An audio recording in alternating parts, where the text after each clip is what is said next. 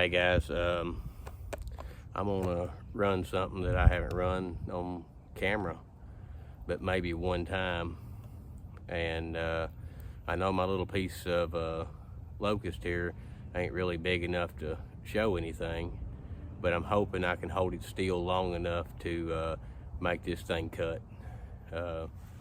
So without further ado, here's my 2100 XP.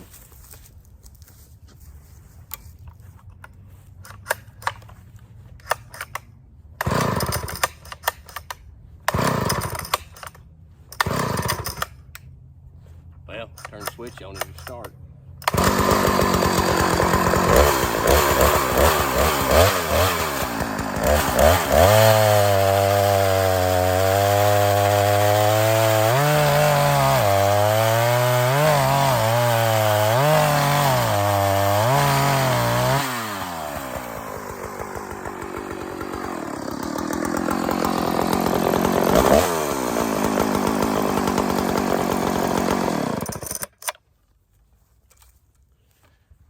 Guys, that actually went a little better than I thought it was.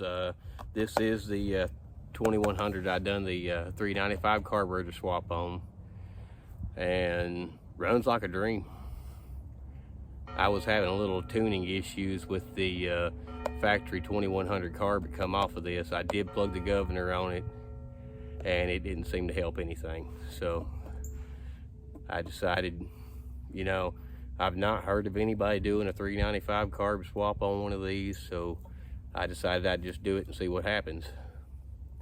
That video is out there where I done the carb swap, and what I found out is the nipple you use, if you do the way I done, needs to be JB welded to the block to create a seal. There is quite a bit of impulse in these saws, and that's about all I've really figured out. And as you can tell, it runs pretty good. But like always, guys, if you like these videos, give me a thumbs up and hit that subscribe button. I appreciate y'all.